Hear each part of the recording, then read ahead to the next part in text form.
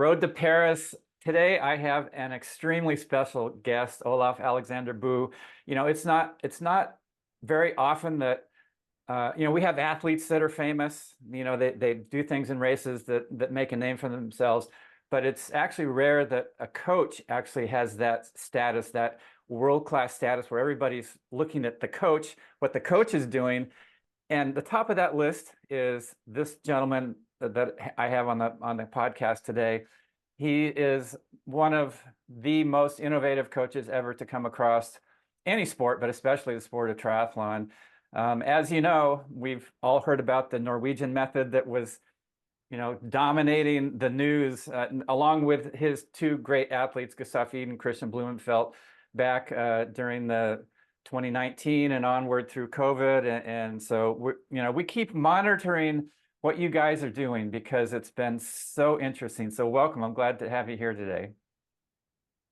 Thanks, Mark. It's a very humbling introduction, but especially since it comes from you, one of the all-stars in the sports. So yeah, thank you very much. Well, thank you.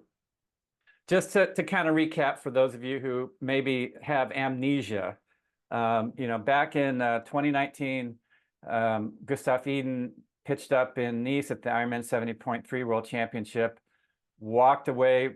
I wouldn't say walk away. He ran away with the title that day. And then he went on, eventually becoming the Ironman World Champion. Also winning St. George 70.3, or Ironman World Championship 70.3 in St. George in 2022. Just an amazing athlete. PTO Canadian Open, Samarin champion. A great run up through 2022. Kristian+Blummenfelt, training partner, buddy, two of your greatest athletes that you've ever cast your wisdom onto. Kristian, as you know, ran away with the gold medal in Tokyo 2020, which actually put it in 2021. That year, he won Ironman World Championship, which was held in St. George. Won the 70.3 World Championship in 2022. I mean, these guys just dominated. What are some of the elements that you were putting in place with them that enabled these two guys to basically win any race that they started on? I think the first part came leading into Tokyo, where we started to have a very systematic but experimental, but systematic approach to individualization, figuring out what parts were the most important, that had the largest influence on development of speed or velocity, and then let's say doing more of the good things leading into Tokyo. And this was also a period where I think exactly this, let's say, dialing in this way of working created a very good fundament for what came afterwards. And obviously after Tokyo, it was not like Kristian just had the idea that he wanted to do long course and win the Ironman the first year that year, or even after Tokyo. This was already something that he had decided that he wanted to do a couple of years in advance.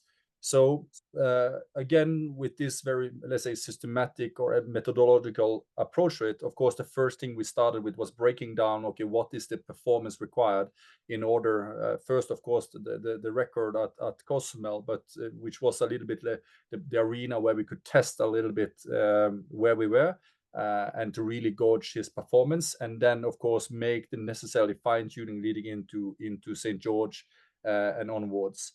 And I would say that when we transitioned from Olympic to long course or Ironman distance, one of the things that we saw was that obviously swimming was, there were a little bit time could maybe be saved up, but not much. Biking was already at a very high level, it can still be saved some time, but the running were where we really felt that there were more to be achieved, including obviously preparation for the races. So I would say that we brought, let's say that very systematic or scientific approach onto the Ironman arena, and obviously had a much more maybe more extreme approach to it than many other people had before, but at the same time also being very open about our process and how we were working and what we thought about it. Also, we knew, of course, that, or we expected that the level would come up quite significantly. And then just to take that, now obviously now Paris is up here, and of course we got Kona in the end of October again. And it's like I say to the guys, is that this is probably maybe the last Olympic cycle where it would be possible to make this kind of quick transition, because the level in Olympic racing is extremely high, and we're not going to see very much more development there. A little bit for sure, but not much. But in Ironman, we will still be able to see some development, but it will require far more specialization. You can't switch back and forth between short course, long course in the same way. It will require a much deeper level of specialization than what it required before, because you will start to get an equally deep field in Ironman as you actually do in Olympic racing. So hopefully this is the last, or let's say, hopefully, but we think this is probably the last year where this will be possible. 2028, I think, unfortunately, you will see a class difference between Ironman athletes and Olympic athletes. Those are our Olympic athletes, they can compete there. If you want to transition to Ironman, it's going to take a longer time to do so than what you can do still, or maybe still can be done today. Yeah, I mean, that was a pretty amazing year when Kristian won the gold, and then he was able to step up to full Ironman distance. You talk about a very systematic approach. Just give us an idea of some of the things that you're measuring that go into that systematic data that you're analyzing and fine-tuning for your athletes. I would say the first and most important component that most people lose out on, even on elite level. So I'm quite privileged in the sense that I work as a coach for other coaches in Olympic sports as well, and I get to see a little bit what they are doing and learning also from them. But one of the things that I basically see is that people are really good at writing workouts. So they make workout models, they have durations, they have rest ratios, and then they have an intensity. But the intensity part is where I feel most people, they don't have a good tool to know, like, what intensity should I really target here? Should I target this intensity or this intensity? And what most people don't realize is that if you, let's say that you prescribe 5% more duration or 10% more duration, there's almost a linear relationship between the loading, or let's say the dose that you provide to the body, by increasing it by 5-10%. The problem with intensity is that if you basically go 5% above there, you're not talking about now 5% or linear relationship. This is exponential. And that means that now the loading on your body is completely different. So basically, let's say how intensity control was where it's a little bit funny. When we started this really in, let's say, 2015 and doing the observations, this kind of thing, we implemented this in 2016, and already in 2017, this was the year, I think it was the Bermuda triplet, or was that 2018? I don't remember now, but the intensity was one of the things when we really started to dial this in correctly and knew and better understood how we had to individualize it based on intensity. This is basically where we started to see a quite massive transformation in both Kristian, Gustav, Kasper, and more or less the rest of the team, and then obviously also the Japanese athletes as well, when we started working with them as well. So intensity, I would say intensity, and then basically how do you bridge this into your workout models and periodization. But intensity control was, I would say, is the key ingredient. And obviously today you have many tools to do this. You can use lactate, of course, on the one side, but you have also now portable metabolic analyzers. You have these MOXY monitors or SMO2 sensors.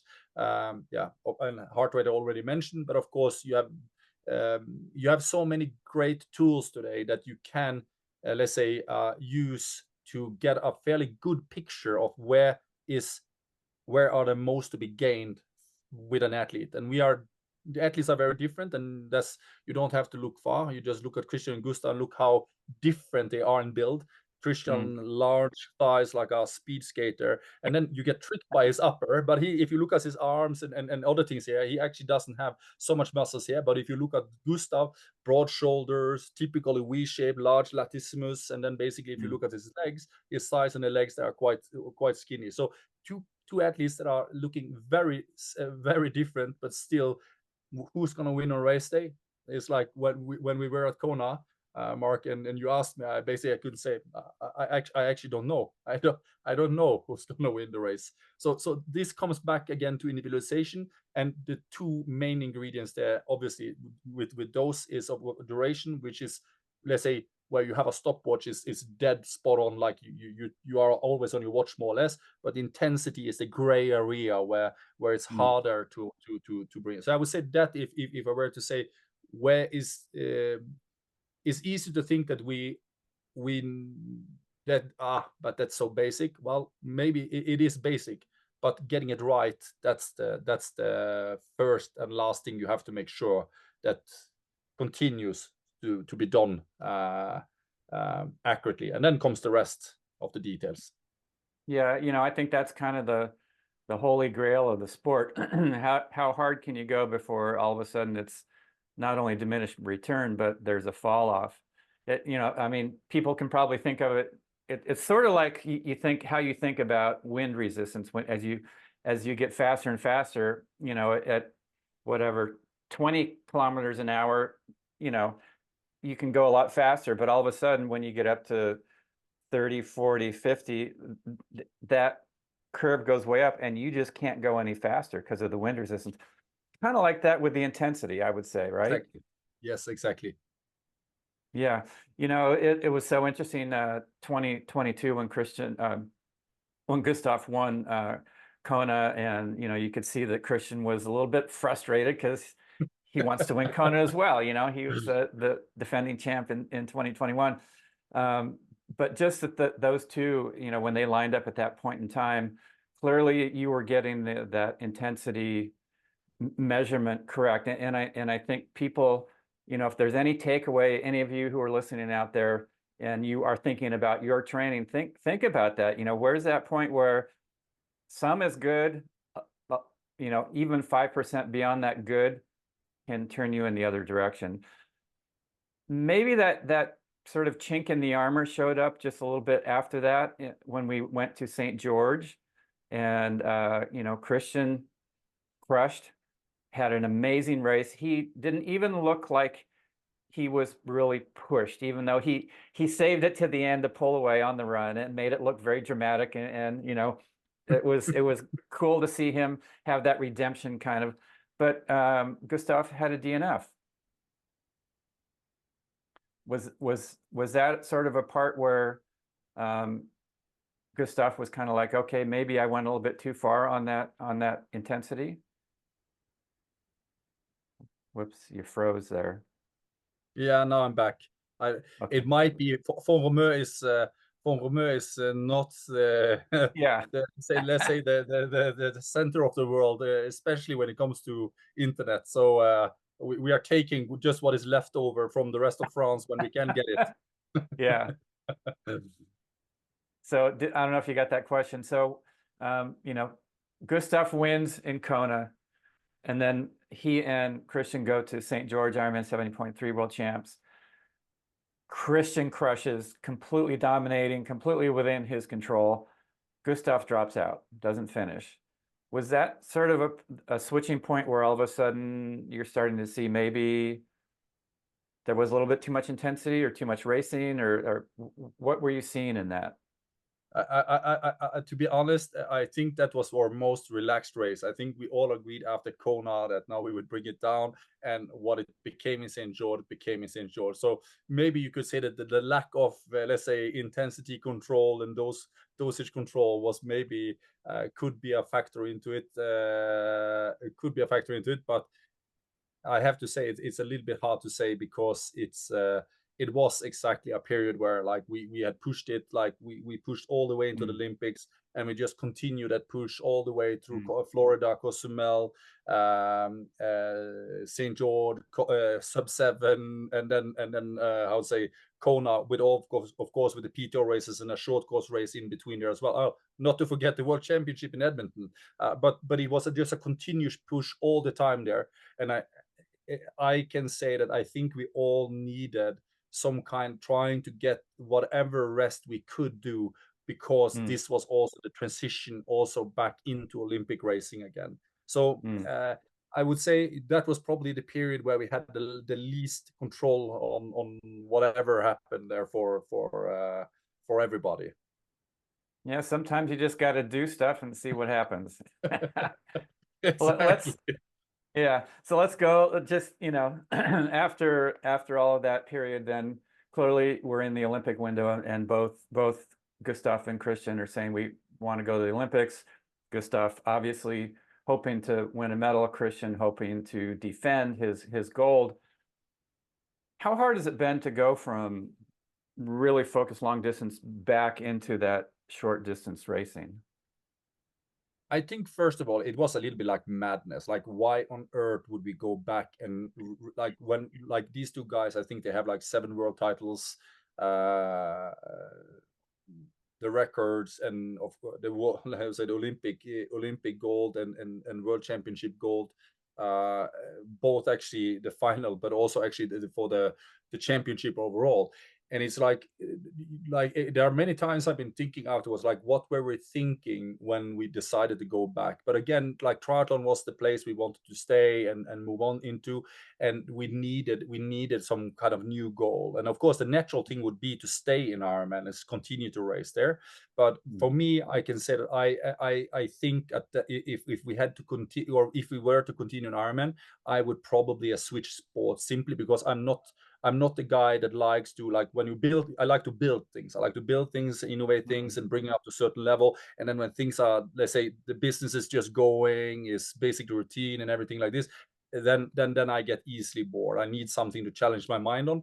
And then, like, going back to the Olympics, this was okay. That's mission impossible. Like, nobody have done that before. There are a couple of people that have qualified, but it ended up, I think, somewhere in the 20s or 30 place, something like that. I think maybe Gomez has been the, let's say, the one that have been going back with the most, or let's say, best results. And I think, I don't remember whether he was 25, 30, or 35 or something like this. So we thought, okay, fine. What is the problem? What was the challenge with this? This felt like a mission impossible. So we decided, okay, let's do this. This was another challenge. So we to see if we could do that again. And then I think that year, last year, so 2023, when we wanted to go back and started to get this kind of experience, I think my hindsight, I my evaluation of it when we came into the summer, obviously Kristian came back. He really did really good in the polar opposite format that happened in the WTCS in Hamburg, where he came 4th place, just a tie of Alex+Yee and Hayden Wild. And then I felt, okay, fine, we have demonstrated that we are capable now of coming back there. But it was also a season where I would actually say that hindsight, Gustav went through what he went through. Kristian was also, I would say, a place where he just needed more freedom to do whatever he needed to do with these kind of things. So he switched a little bit behind going long course or PTO racing, short course racing, PTO racing, all these kind of things in between there. I remember we sat actually here for Romeu last year, and he said, I want to do, I think it was Milwaukee, PTO Milwaukee. And I said, Kristian, you're going to do PTO Milwaukee 2 weeks before the test event? And they said, yeah, I think that will be really good preparation, he said to me with a large grin on his face. I said, sure. I don't even think you believe in that. But it's more like you accept it. It's more like we both were smiling, and it's more like you just accept, okay, fine, this it's not ideal, but this has to be a year where we have to keep it more relaxed. They do whatever they want, these kind of things. And the disadvantage with that, of course, is that going Olympic racing, it's so tactical. So you can have the best tuned engine in the world, but knowing your competitors, how they react when you have like this group there, for example, what is the racing like when you have Alex and Hayden both both present in a race, when, for example, Alex is not there, when Hayden is not there, when Kristian is not there, like knowing how this plays out. And of course many other great athletes that are there, the French, and this can only be learned through basically being there and racing together with them. And last year was unfortunately not the place where, let's say, head was completely turned on. It had to inside become a little bit more relaxed year. And I think we came to the conclusion after Hamburg last summer. And then then we knew that the push really had to come this year. We would really need Abu Dhabi, because that would have allowed us to have enough time to really, okay, this is the dynamics. It would allow us several months to really adjust, then basically come into Yokohama, Cagliari, and then be able to see, okay, how close are we now? And obviously this is not static. It's not like a time trial where you can just, it's only about yourself, but it's also a little bit the dynamics with others as well. But it would give us a really good indication of okay, this is where we are now. And then we have this last push moving into Paris. Now we go a little bit blind, or we go blind into Paris, to say it that way. But on the other side, what we have done on other, let's say, adjustments in the training, which we really feel we have put it in many ways. We have taken it to another level compared to what we did into Tokyo.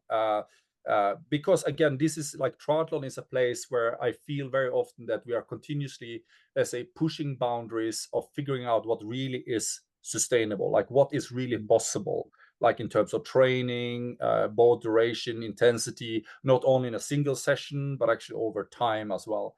And this is where we decide, okay, fine, we haven't gotten the feedback. We need to take another step just to see, and then it's a little bit like make it or break it. So Kristian said here, I think it was 2 days ago, he said, well, if it doesn't break today, then it won't break bleeding into Paris. Oh boy. So let's hope that's the case. So, but it is where we really have decided to push it like a significant step further. And I'll come back rather after the Olympics and talk a little bit more about that. But it is a significant push, and it's just incredible to see how well the guys are adapting. Also Kenji as well. When we make the adjustments, and we are, let's say, proactive all the time. And that's so I have to say now, it's actually a little bit from Yokohama, Cagliari, where I really didn't have a good feeling, to now where I'm starting to really get a good feeling, and I'm starting to get quite eager to get down to, let's say, lower altitudes, and starting to do the last fine tuning leading into Paris. And then again, a lot can happen on race day. Yeah. That's yeah. exciting. I mean, there's a couple things in there that are super interesting for me. One, that you had to give those guys a year where it's like, let's not be just completely on the spreadsheet, on the clock, kind of do what feels right for you, whether it makes sense or not. And I know athletically, sometimes you got to just let a little bit of that structure go, and just kind of go with, hey. And to be honest, at that PTO Open in Milwaukee, if, in my opinion, whatever that's worth, if Kristian had not had those cramps, he would have won. I mean, it was kind of like a great grand finale in a sense for Jan Frodeno. He won the race. Definitely amazing, right? But I think had Kristian not had the cramps, it would have been a different outcome. But anyway. Yeah. And then the second thing that really struck me in what you said is, it's not just about what an athlete can take in one workout. It's what the additive effect of that is over time. And that, I think, is such a absolute key to success. Like, how much can we push, not today, but today and tomorrow and the next day? And if I don't break today, that means that everything's where it needs to be, right? Just going back, I was at the test event, as you know, and Kristian was 9th. His run split was right around 50 seconds slower than Alex, which is, not bad. I mean, to be honest, Kristian did not look his best, but I thought, hey, this is pretty good. He's got experience on the course. He's with these guys. He was in that lead pack. Maybe he didn't pull away like he did in Yokohama, in Tokyo, but so what? There's plenty of time, and a lot of people at that point were saying, can you do Ironman and then come back and go short? We've seen it work the other way, obviously. But this is a unique project. I like that thing of, is this mission impossible? Yeah.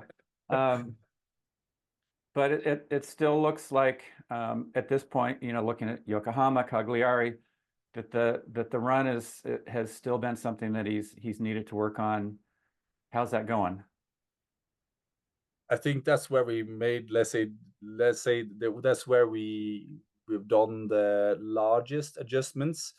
I wouldn't say, and obviously the training being the most important, but still a significant contributor also is that we have worked quite intensively also now with on running or on as they are called now, over the Mm. last years, and the push that had been made from the team now on all the adjustments with all the measurements we've done in there also it does. Obviously we are starting to come to a point with shoe development now that there's a limit to how much that can be harvested from it, but it Mm. still is a place where individualization is a little bit of key, like picking the right shoe for the athlete. So obviously On has a couple of different shoes and you need to pick the right one.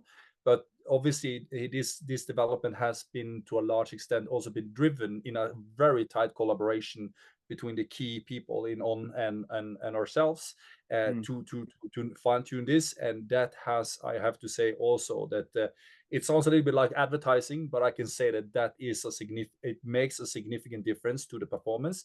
And on top of that, I would say that the two largest differences going into this Olympics is one, aerodynamics, obviously on the bike and everything like this, just to be on the safe side. The swim, we have made a big push, but on the running, yes, it is like you say, there has been a gap, like Cagliari. Well, Cagliari is maybe not a good example simply because there, after he crashed or he punctured on the bike, Yeah. he like air went out a little bit. But Yokohama for sure, that was an honest attempt, and there the gap was too large. So now with the adjustments we have made there, and one part of it obviously is being very race specific and building more volume around the race specific part of it to bring Mm. more in there. He has responded incredibly well. And that's also one of the places where we just said, okay, this is a make it or break it, more or less. Like this is where we are into completely uncharted territory because we Mm. are increasing, let's say, far more than what any teaching book have said that we should do normally with this. But again, it's almost when I try to hold back a little bit now because I get a little bit scared because it's like this is uncharted territory. It's like this is so extreme now. Kristian almost get a little bit mad with me when I start to hold him back. Say, come on, no, we have to push, and he says like I can do 40% more if I need to do it. He says, I was like, okay, fine. So it is a place where you are like where I'm very dependent on the feedback of the athletes as well, because you have all the instruments Mm. we have, but in the end you really have to have a good sense for your body. And Kristian obviously have a very good sense for his body. And it's I can when I ask him like how far are you, we normally ask about always about RPE, for example, like what's the Right. intensity feeling. But I asked them actually about both RPE, but we use it more as a power gauge. And then I asked them about time to exhaustion and where we use fatigue. So how fatigued are they from a scale from 0 to 10? And it Mm. still surprises me that on some of these sessions we do, he's not saying a 10. He doesn't say even a 9. It's more like maybe even 6, 7, and sometimes 8 on these Mm. sessions where he feels like and then I ask him a control question because it's a little bit, I feel maybe this is a little bit extreme. And I say, well, does that mean really that you could have run 6 more or 8 more kilometers on this pace? Yeah, I could. Mm. And that's okay, fine. That leaves something in reserve, and I think that's important. Wow. I love that part of the metric is something that's actually perceived.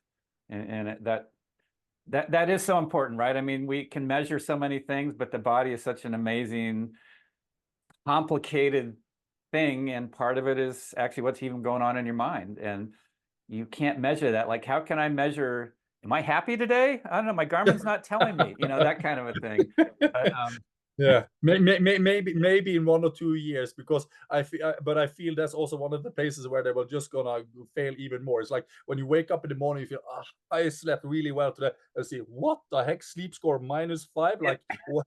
There's and then you wake up one morning and you feel like really shit. You say, oh, perfect, you're ready for the hardest workout of your life. You slept perfectly today. So again, it's like you say, like the perception. Obviously, we need to calibrate the perception but the perception is such a fine-tuned tool with so many Mm. more facets to it than Yeah. basically what we have instruments to. So that's why we need both of them to really be able to Mm. know or have a better understanding of where we really are. Mm. I hope those of you listening are catching that. You know, a lot of people have talked about the Norwegian method and everything's measured in metrics, and one of the biggest pieces is that human element and how is that fitting in, and it's so complicated that we can't measure everything. How that's affecting things. Um, I I have one last question if I could ask you, and this is, I mean, I would love after the Olympics to, you know, talk a little Sure. more in depth. You know, I don't want to know any of the specifics. And even if people heard the specifics 2 weeks out, it's not going to affect them. And like you said, unfortunately, Abu Dhabi did not happen because that would have been a huge anchor point for all of the athletes actually to say, okay, I'm building now what's working, what's not working. And so we had to wait till Yokohama Cagliari, which is like very close and very hard to make significant changes. But anyway, the question I wanted to ask, and you probably know what's coming, the water quality in the Seine. Yeah. There's, I actually saw today that there was a reading now that said that it is swimmable. It wasn't just a couple days ago, but rain has stopped, even though the river flow is fairly high. It was swimmable like today or yesterday. But are you preparing for what if it is a duathlon? To be honest, no, we don't go for a plan B. It is a triathlon. It's the, let's say, probably Kristian's last triathlon Olympic, and I would say that if we really wanted to win a duathlon, we would have to train. We would train differently, and I think if it's a duathlon, it's a duathlon, and we just have to make the best out of it. So we actually discussed quite, or let's say, already last year, to what extent we would factor that in and keep that a little bit in the mind. But we decided that if it's a duathlon, it's not a triathlon, and then it's more like you go to another competition than what we really have practice for. So there are many factors, obviously, with the Seine. One thing is obviously the bacteria growth and other things, viruses, for that sake, that unfortunately is very unstable there. And I have to say, I really don't like the situation with it. But there's also another factor, and that is that one thing that maybe have surprised a couple of people this summer is that the current have been really strong at times. And that means that worst case, you end up with a stream or a flow that is, if they don't find any ways to mitigate this, they can be so strong that you will have a couple of swimmers that are able to open up like some insane gaps on the swim there when you go against the current, and maybe even like, let's put it as a worst case, even when they turn around the buoy, they actually start going backwards instead. So I don't think it's going to be that extreme, but it is a race where there is a lot of, let's say, factors that unfortunately, like any race, obviously have its let's say its signature. Like there are maybe something with the tarmac, very slippery or something like this, and it can be very big differences whether it's rain or whether it's dry. Abu Dhabi is one of those, or were one of those kind of races where rain versus dry was made a massive difference to the cycling. You can have those races where you have a little bit more wind. You have those races that have other elements to play with. But I would say that those elements that are there, and obviously in Ironman, this plays an even bigger factor. But you can say that mostly those things are within what you would say, yeah, that's going to be a little bit more like this, or a little bit more like that, and so on. But Paris, I have to say that the swim there, it's let's say it's a little bit too large of a uncontrolled factor with the Seine, that I would say that it's I'm not impressed by the selection of that. Let's say, if you look at it purely from a public or from a spectator perspective, but also as an athlete, when you're out there on the bike and the run, probably you can't find a more iconic location in the world, to put it simply, because of all the brilliant French architecture that is packed into around the course there. but when it comes to pure performance and getting a really exciting race, that's where I would say that there would probably be better courses to put it in. Yeah. Well, like you said, there's a lot of race dynamics that are unpredictable that you have to plan for. And I guess the Seine is just one of those big factors. Usually the water is not a huge factor, but clearly it is with the current. I think a lot of athletes, they didn't quite factor that in well enough last summer in the test event. Obviously, they're going to change it, hopefully, for their tactics. Last thing before we go, you said you love new projects. What's going to be your project after Paris?